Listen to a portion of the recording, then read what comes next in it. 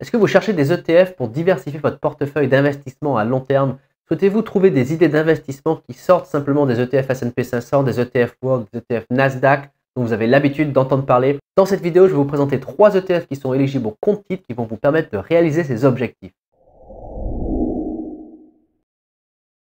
Le premier ETF dont je souhaite parler, c'est l'ETF Amundi S&P 500 Equal Weight. C'est un ETF qui offre une exposition aux 500 plus grosses sociétés qui sont cotées sur les marchés américains. Alors c'est vrai qu'a priori, cet ETF a le même nom que l'ETF S&P 500, mais il contient le terme Equal Weight, qui veut dire poids égal.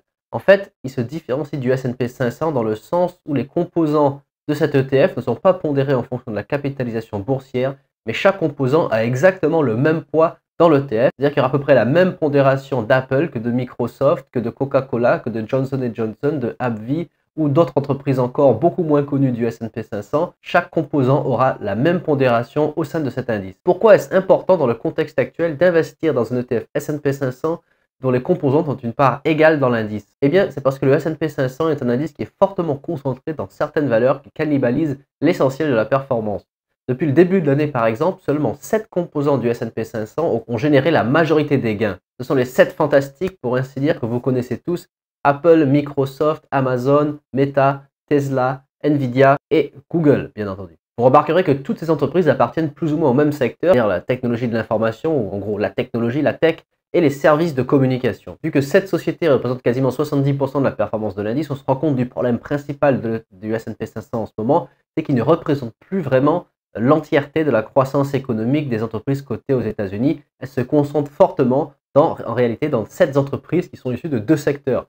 De nombreux secteurs sont complètement omis de l'indice, que ce soit l'énergie, la consommation discrétionnaire ou défensive, l'industrie, l'immobilier, etc. Tous ces secteurs en fait sont absents de la majorité de la performance du S&P 500, ce qui pose un vrai problème pour les investisseurs parce que l'ETF S&P 500 aujourd'hui est sous-diversifié. Il est surconcentré dans certaines valeurs. Et d'ailleurs, l'indice Nasdaq 100 a à peu près la même problématique.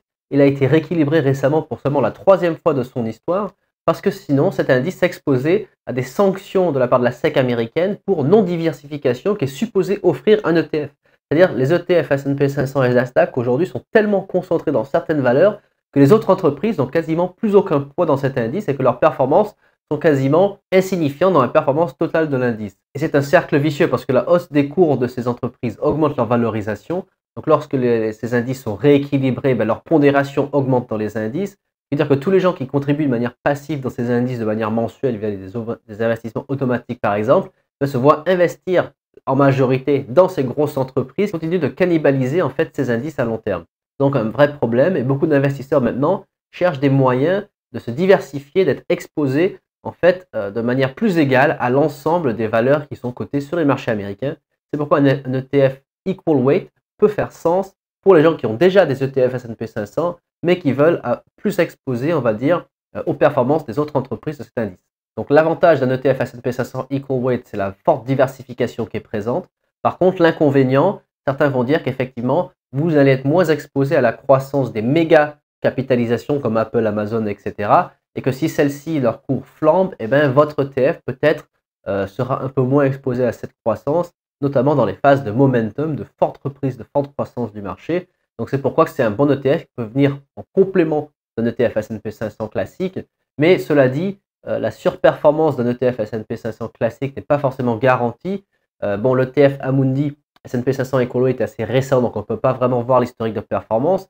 Mais si on se tourne vers son équivalent américain, qui est par exemple le Invesco S&P 500 Equal Weight ETF, on voit que celui-ci, depuis 2003, sa date de création, l'ETF S&P 500 Equal Weight a surperformé la performance de l'S&P 500, l'ETF S&P 500 Invesco. Donc la sous-performance d'un ETF Equal Weight n'est pas forcément garantie. Ça dépend un peu des contextes, des phases de marché. Néanmoins, c'est un ETF qui peut venir en complément d'un ETF S&P 500 et c'est donc le premier ETF dont je souhaite vous parler dans cette vidéo. Le deuxième ETF dont je souhaite parler dans cette vidéo, c'est l'ETF Lyxor MSCI World Healthcare. C'est un ETF dont j'ai déjà parlé dans d'autres vidéos et dont je continuerai à parler à l'avenir parce que c'est un des ETF qui offre les meilleurs profils risque-rendement sur le marché.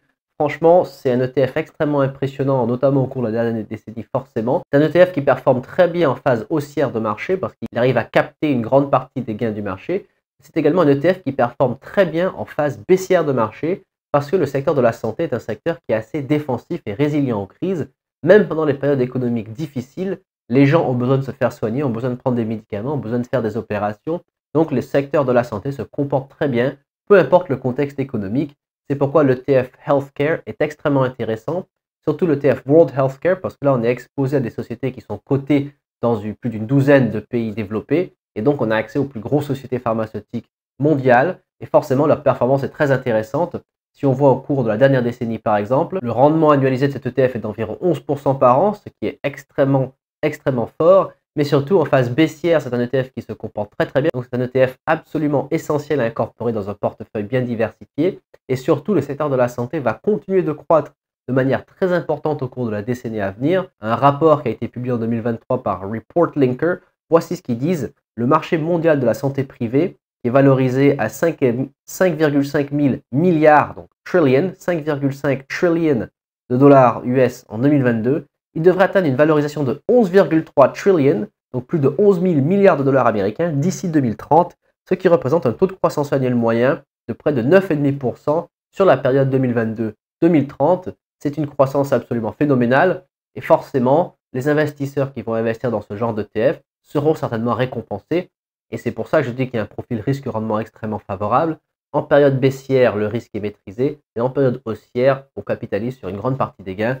C'est vraiment un ETF qu'il faut prendre en considération et qui est très intéressant pour les investisseurs qui cherchent à la fois un peu de sécurité, mais un potentiel de rendement intéressant. Et enfin, le troisième ETF dont je souhaite parler dans cette vidéo, c'est l'ETF Euro High Yield Corporate Bond.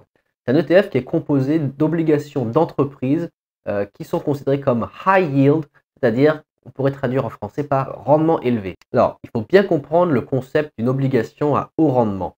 Dans le monde des obligations, il y a ce qu'on appelle des notes de crédit qui sont attribuées aux émetteurs d'obligations. Les émetteurs d'obligations peuvent être des États ou des entreprises. Des agences de notation vont venir déterminer la qualité de chaque émetteur avec un système de notation qui est hiérarchique, qui va de la meilleure note à la pire note forcément. Les émetteurs qui ont la plus haute note de crédit sont celles dont la probabilité de faire défaut sur leur obligation est faible, et les émetteurs qui ont les notes les plus mauvaises, les plus basses, ont la probabilité la plus élevée de faire défaut sur leurs obligations. Les émetteurs qui bénéficient de la meilleure note de crédit, on les appelle investment grade, qu'on pourrait traduire par rang d'investissement ou qualité d'investissement.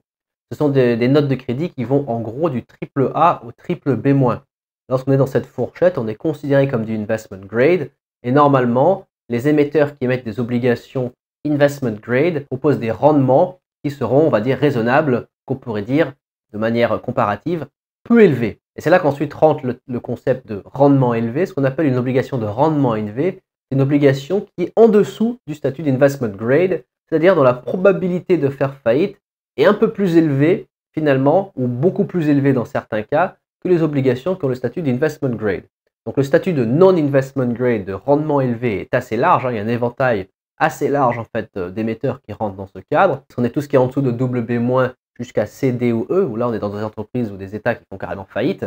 Donc forcément, il y a un éventail très large d'obligations qui rentrent dans ce cadre, mais ce qu'il faut comprendre, c'est que le terme rendement élevé, lorsqu'on parle d'obligations, fait référence à des obligations qui n'ont pas le statut d'investment grade. Donc par exemple, une obligation Apple qui afficherait un rendement de 11% dans un monde théorique, je ne pense pas qu'il y ait d'obligation Apple qui génère ce genre de rendement, mais si c'était le cas, on n'appellerait pas cette obligation une obligation à rendement élevé, parce que le rendement élevé, c'est un terme technique qui fait référence à des obligations qui n'ont pas le statut d'investment grade.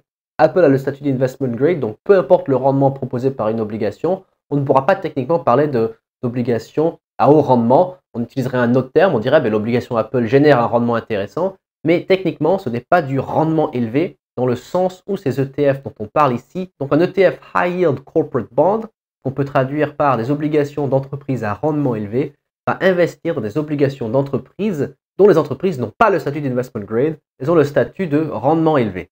Alors, investir dans ces obligations a certes un risque plus important que d'investir dans des obligations investment grade. Cela dit, ça ne veut pas dire qu'on investit dans des entreprises qui vont forcément faire faillite. Il y a énormément d'entreprises très solides qui émettent des obligations à rendement élevé, et de plus, cet ETF va investir dans énormément d'obligations différentes pour proposer une diversification très importante pour minimiser le risque total que les défauts d'un ou plusieurs émetteurs mettent en péril la performance totale du portefeuille.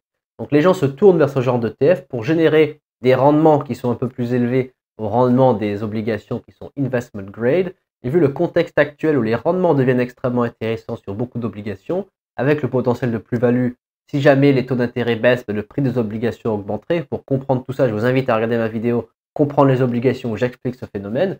Mais si le prix des obligations venait à baisser et que le prix des obligations augmenterait, ce qui permettrait de générer des plus-values, et en plus on touche des coupons intéressants en attendant, eh bien c'est pourquoi ce type d'ETF obligataire commence à faire sens dans une optique de diversification. Bien évidemment, il faut que vous fassiez vos propres recherches pour déterminer si c'est intéressant pour vous. C'est un ETF qui est également relativement récent, donc il n'a pas un track record extrêmement long. Avant la correction de 2022, il avait généré des gains qui étaient plutôt intéressants. Et vu la baisse des cours des obligations qu'il y a eu en 2022, comme on dit, il est possible que les prochaines années soient relativement favorables. Donc, c'est à prendre en considération si vous souhaitez ajouter un ETF obligataire à votre portefeuille. Merci d'avoir regardé la vidéo. J'espère que ça vous a été utile. N'oubliez pas de laisser un pouce bleu, de vous abonner si vous avez apprécié la vidéo pour que YouTube également vous conseille plus de contenu similaire à l'avenir. N'oubliez pas de m'envoyer un email si vous souhaitez être mis en relation pour des séances de coaching ou juste poser une question. Je suis toujours à votre disposition. Merci beaucoup pour votre attention et à très bientôt.